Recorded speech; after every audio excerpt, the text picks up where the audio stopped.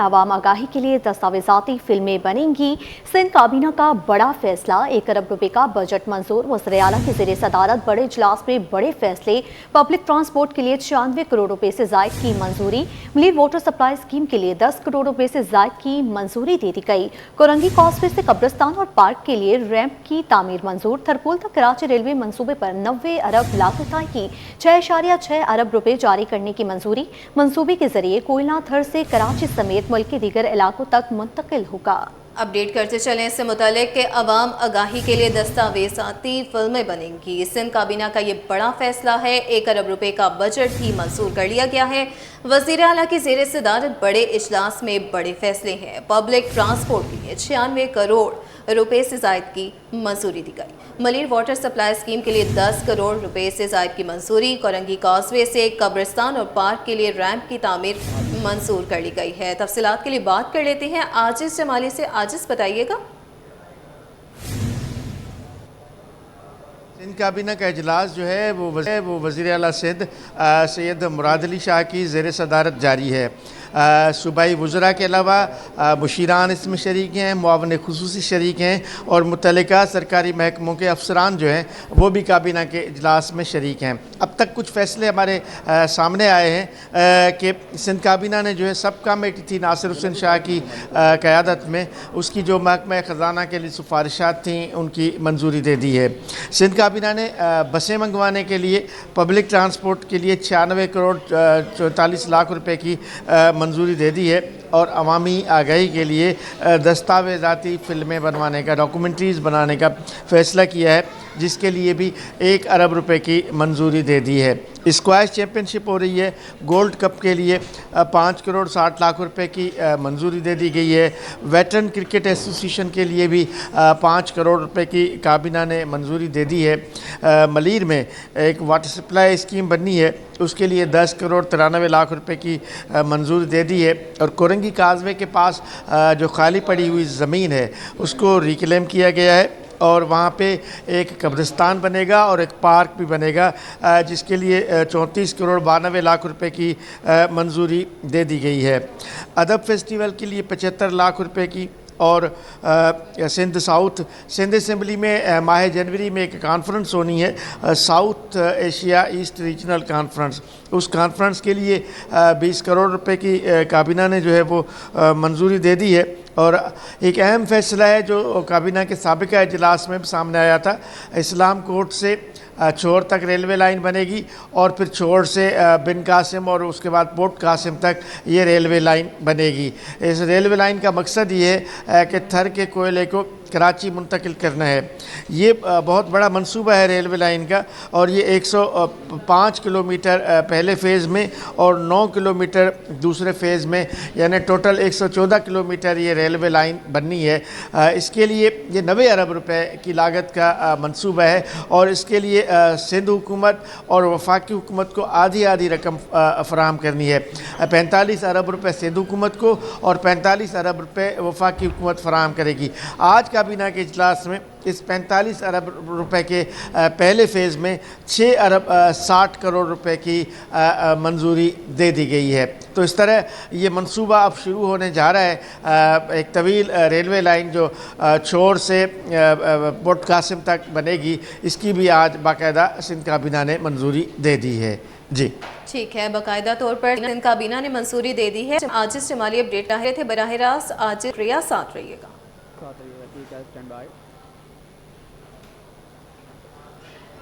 Sindh assembly का इजलास आज दोपहर होगा। एजेंडा जारी, अहम करारदादें ज़ेर गौर आएंगी।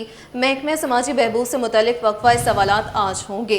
कुर्रतुल ऐन खान की तहरीक इल्तवा और कराची में जनरल यूनिवर्सिटी के क़याम पर आदिल अस्करी की करारदाद एजेंडे में शामिल।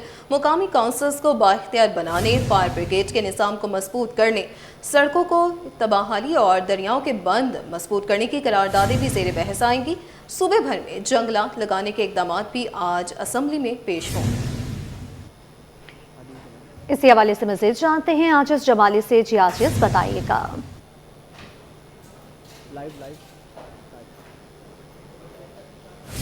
ढाई बजे है और आज के इजलास का जो एजेंडा जारी हुआ है उसमें महकमे समाजी बहबूद के बारे में वक्फ़े सवालात होगा। इसके अलावा आज चूँकि मंगल है तो ये प्राइवेट मेंबर्स डे होता है। इस दिन पे हुकूमत की जानिब से कोई भी बिज़नेस नहीं लाया जाता। पूरा जो बिज़नेस होता है वो अपोजिशन की जानिब से होता है। आज के इजलास में कराची में एक जनरल यूनिवर्सिटी बनाने के बारे में एक करारदाद है और जिसमें बताया गया है कि कराची की आबादी तेज़ी के साथ बढ़ रही है। कराची में सरकारी जामियात की तादाद बहुत कम है तो एक बड़ी यूनिवर्सिटी बनाई जाए। एक करारदाद है जो कराची के सड़कों के हवाले से बताया गया उस करारदाद में कि सड़कों की हालत तबाह हाल है और जगह जगह पे सड़कों की खुदाई की हुई है, लेकिन इसके रकम की कोई मंजूरी के बावजूद सड़कें नहीं बन रही। आमिर सिद्दीकी की ये करारदाद है जो भी एजेंडा का हिस्सा है। और आज के इजलास में एक तहरीक इल्तवा है साबिर कायम खानी की जानिब से, और इस तहरीक इल्तवा का मतलब ये है कि जो दरियाओं के किनारे हैं, जो पुश्ते हैं, उनको मजबूत किया जाए ताकि कोई सानहा जन्म ना ले सके। सिंध असम्बली के आज के इजलास के एजेंडा में बल्दियाती इदारों को मजबूत करने के लिए एक करारदाद है जिसमें कहा गया है कि आइन के आर्टिकल 140A के तहत बल्दियाती इदारों को मजबूत किया जाए और ये जो आर्टिकल 140A है उसको नाफिज किया जाएगा तो सिंध के बल्दियाती इदारे माली तौर पर मुस्तहकम होंगे और मजबूत होंगे। तो ये एजेंडा है सिंध असम्बली का और इजलास जो है अब तक शुरू नहीं हुआ है। ठीक है आजिज जमाली, आपका शुक्रिया। सलमान का स्टैंड बाय।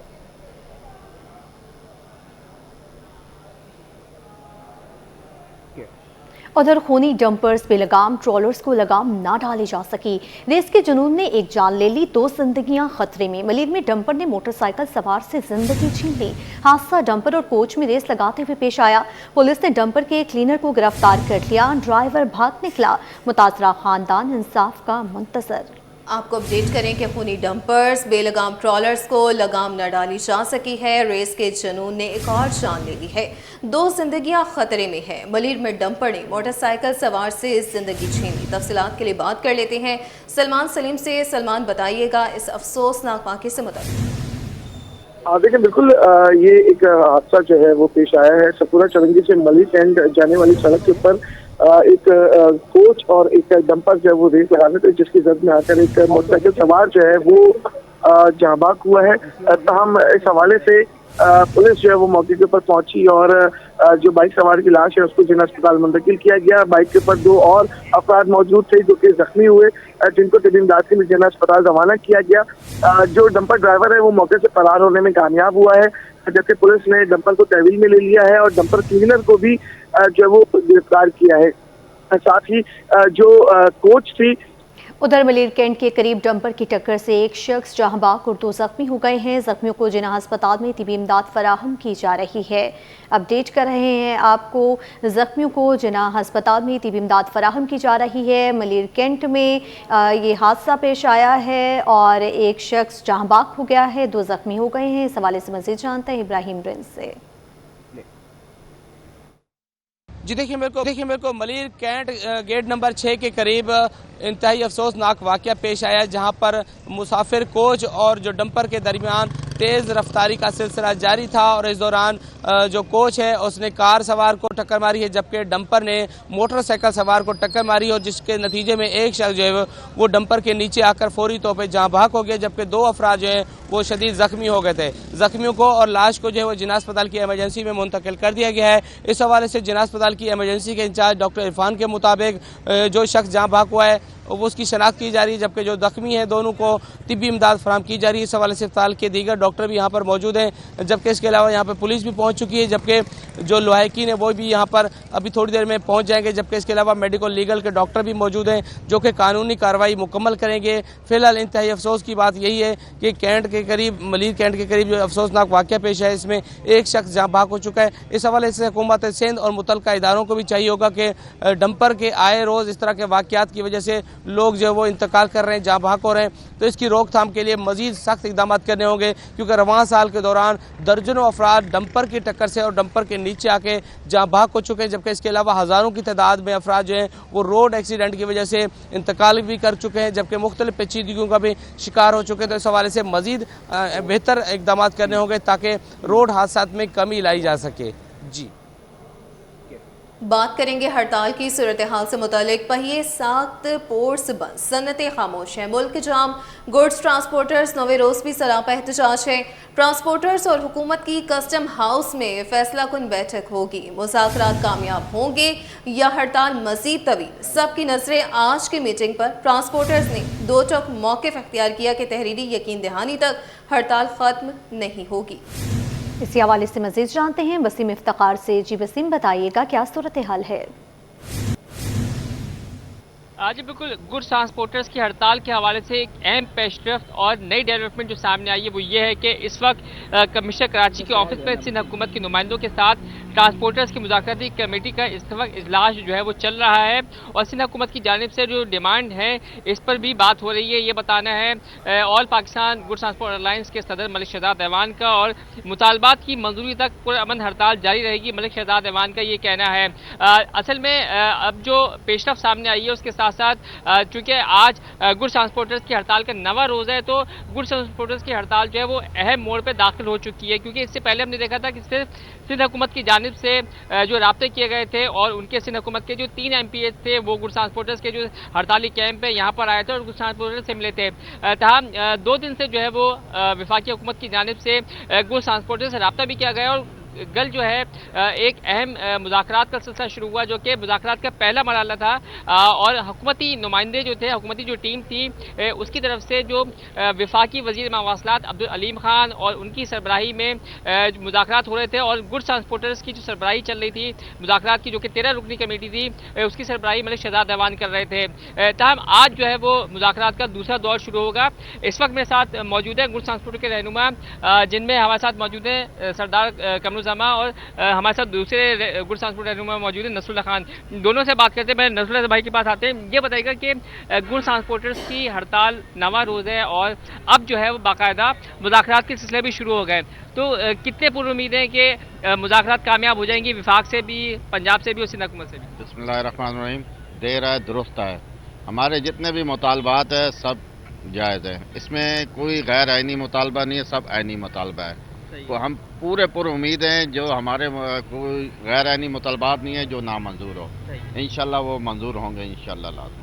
जी बिल्कुल, गैर आइनी मुतालबात नहीं है जो कि मंजूर ना हो सके, बल्कि इनके मुतालबात जो हैं वो आइनी भी है और जायज़ भी है। इस वक्त हमारे पास जो ताज़ा तरीन अपडेट सामने आई है वो ये है कि इस वक्त जो कमिश्नर हाउस में जो सिंध हुकूमत की जो मुज़ाकराती कमेटी है उससे जो गुड्स ट्रांसपोर्टर्स के मुज़ाकरात चल रहे हैं, उन गुड्स ट्रांसपोर्टर्स में जो रहनुमा हैं निसार हुसैन जाफरी, गुलाम यासीन खान नियाज़ी, मलिक शेर खान अवान वहाँ पर मौजूद हैं, तारिक गुजर मौजूद हैं, अरबिस्तान वज़ीर मौजूद हैं, और बख्तावर वज़ीर जो हैं वो इस वक्त मौजूद हैं। और ये गुड्स ट्रांसपोर्टर की जो मुज़ाकराती कमेटी है इस वक्त सिंध हुकूमत के साथ मुज़ाकरात कर रही है, क्योंकि गुड्स ट्रांसपोर्टर्स के जो विफाक के साथ साथ पंजाब हुकूमत और सिंध हुकूमत के साथ इनके मुतालबात थे, तमाम विफाक की जानिब से भी रब्ता किया गया और सिंध हुकूमत के साथ इस वक्त मुज़ाकरात चल रहे हैं। इस वक्त मेरे साथ मौजूद हैं सरदार कमरुज़्ज़मा, इनसे जानते हैं। सरदार साहब, मुसलसल हड़ताल और एहतजाज का सिलसिला जारी है, पहिया जाम भी हड़ताल हम देख रहे हैं कि गुड्स ट्रांसपोर्टर्स का है। ये बताएं कि कौन से ऐसे मुतालबात हैं जो कि फौरी तौर पे हल होने चाहिए और उन मुतालबात की मंजूरी पर ही आप लोग पहली फुर्सत में जो है वो हड़ताल ख़त्म कर सकते हैं, बाकी मुतालबात जो हैं वो देर सवेरी पूरे होते रहें? सर बिस्मिल्लाहिर्रहमानिर्रहीम, आपका बहुत शुक्रिया, आप हमारे कैंप में आए। आज हड़ताल का 9वां दिन है और पुरअमन हड़ताल है, कोई किसी का नुकसान नहीं हुआ, गाड़ियां लोगों ने खड़ी की हैं, ड्राइवर आपके सामने बैठे हुए हैं। रात को यहाँ तकरीबन 4-5 हज़ार बंदा यहाँ मौजूद होता है। तो बाकी हमारे मुतालबात जो भी हैं वो कानूनी है, जायज़ है, ठीक है। वो हमारे लीडरान नहीं उस पर आपको बता सकते हैं कि कौन कौन से अहम हैं। अहम तो सारे ही हैं, कोई उसमें ऐसा नहीं है जिसको डिले किया जाए। तो हमारी तो यही गुजारिश होगी कि जितने भी डिमांड है वो पूरी कराने के बाद ही हड़ताल ख़त्म हो। सही है। जी बिल्कुल, गुड्स ट्रांसपोर्टर्स की कोशिश ये है कि अपने तमाम तर मुतालबात पूरे कराकर ही जो है वो ये हड़ताल ख़त्म करें। और इसके साथ साथ चूँकि गुज़िश्ता रोज़ जो मुज़ाकरात हुए थे और मुज़ाकरात का पहला मरहला था, तो उसमें गुड्स ट्रांसपोर्टर्स की जानिब से जो रहनुमा है ये दावा किया जा रहा है कि जो वफाकी वज़ीर मवासलात हैं अब्दुल अलीम खान, उन्होंने गुड्स ट्रांसपोर्टर्स के जो मुतालबात हैं उसको तस्लीम भी किया है। और इस हवाले से जो सेक्रेटरी मवासलात हैं उनकी सरबराही में एक और मुज़ाकरती जो है वो कमेटी बनाई है। और इसके साथ साथ इस मुज़ाकरती कमेटी में जो IG मोटरवे हैं, इसके साथ साथ मेंबर कस्टम भी हैं और दीगर IG जो मोटरवे के साथ साथ दीगर जो अहम सरकारी अफसरान हैं वो भी मौजूद हैं। और आज ये लोग कराची पहुँचेंगे। और इसके साथ साथ जो इतलात आई है वो 5 बजे के करीब का वक्त दिया गया है, जो कि कस्टम हाउस में आज जो है वो मुज़ाकरात होंगे और वो मुज़ाकरात का दूसरा दौर होगा। लेकिन इसके साथ साथ एक और अहम पेशरत है, वो ये है कि सेक्रेटरी मवासलात के साथ साथ बताया जा रहा है कि वफाकी वज़ीर port and shipping Junaid Anwar Chaudhry भी जो है वो आज कराची पहुँचेंगे। और ये भी इम्कान ज़ाहिर किया जा रहा है कि वो गुड्स ट्रांसपोर्टर्स की जो हड़ताली कैंप है उसके साथ साथ करीबी goods carrier Karachi goods carrier association के दफ्तर है, वहाँ पर गुड्स ट्रांसपोर्टर से जो है मिलेंगे, मुलाकात भी करेंगे और इनके जो पोर्ट से रिलेटेड जो मसाइल हैं उसको भी सुनेंगे। ताहम गुड्स ट्रांसपोर्टर्स ने वाज़े कर दिया है कि यकीन दहानियों या फिर लॉलीपॉप से वो अपनी हड़ताल ख़त्म नहीं करेंगे जब तक मुतालबात की मंजूरी के हवाले से बाकायदा नोटिफिकेशन जारी नहीं हो जाता। उस वक्त तक ये हड़ताल जारी रहेगी। जब तक जब नोटिफिकेशन जारी होगा तो उसके बाद भी हड़ताल ख़त्म करेंगे, क्योंकि गुड्स ट्रांसपोर्टर का कहना है कि अभी चंद रोज़ पहले ही इसी हड़ताल के नतीजे में जो पंजाब के जो ट्रांसपोर्टर बरादरी है उन्होंने हड़ताल ख़त्म की यकीन दहानियों पर, लेकिन उनको उनके मुतालबात जो है वो ताहाल पूरे नहीं हो सके। तो इसलिए तमाम तर मिसाल इनके सामने और इनका ये कहना है कि नोटिफिकेशन जारी होने के बाद ही हड़ताल ख़त्म होगी और बाकायदा हड़ताल ख़त्म होने का ऐलान जो है वो कराची से ही होगा। जी ठीक है वसीम इफ्तिखार, आपका शुक्रिया।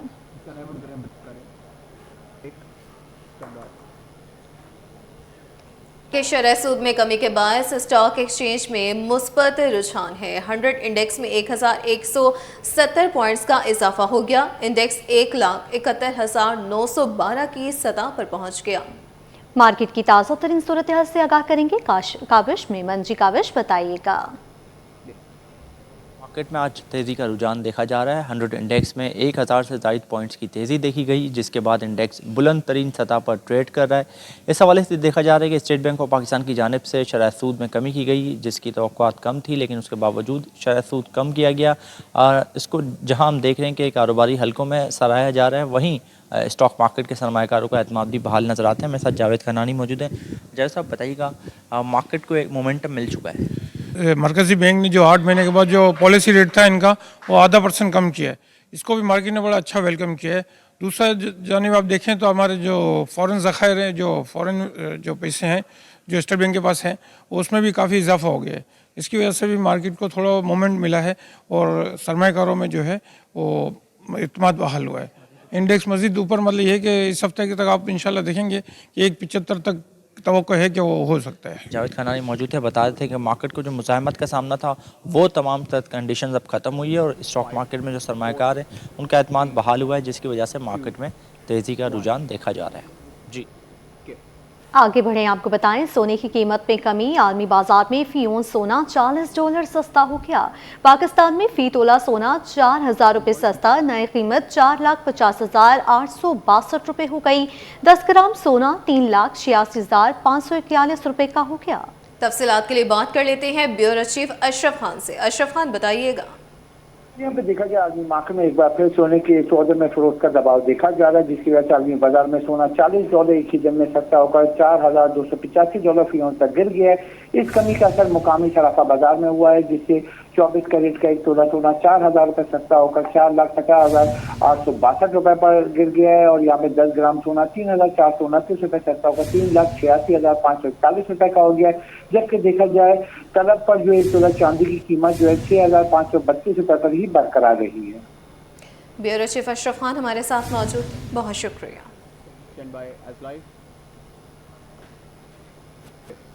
आगे बढ़ें, आपको बताएं chief justice Sindh high court ने सिंध हाई कोर्ट में ऑडिटोरियम और रिकॉर्ड रूम का संगे बुनियाद रख दिया है। इस मौके पर chief justice Sindh high court justice Zafar Ahmed Rajput के हमरा justice Muhammad Iqbal Kalhoro, justice Adnan Iqbal Chaudhry, justice Abdul Mubeen Lakho दीगर जजेस भी मौजूद हैं। मज़ीद तफसीलात जानते हैं अपने नुमाइंदे मुमताज़ जमाली से। मुमताज़, बताइएगा क्या तफसीलात हैं? बिल्कुल देखें जी, सिंध हाई कोर्ट कराची में अब ऑडिटोरियम भी बनेगा और साथ ही साथ रिकॉर्ड रूम भी बनेगा। रिकॉर्ड रूम और ऑडिटोरियम का संगे बुनियाद जो है आज रख दिया गया है। सिंध हाई कोर्ट के chief justice justice Zafar Ahmed Rajput की जानब से संगे बुनियाद तकरीब में खिताब में कहा है कि ये तरक्याती मनसूबों का सिलसिला जो है कराची से घोटकी तक तमाम अदालतों में जारी रहेगा। ये जो है नक्शा बनाया गया है जिसमें जो सामने का लुक है वो बिल्कुल इस तरह आएगा, जबकि इसके अंदर जो है वो लिफ्ट भी जो हैं वो बनाए गए हैं। एक सर्विस लिफ्ट है, एक दूसरी लिफ्ट है, एक तीसरी लिफ्ट है।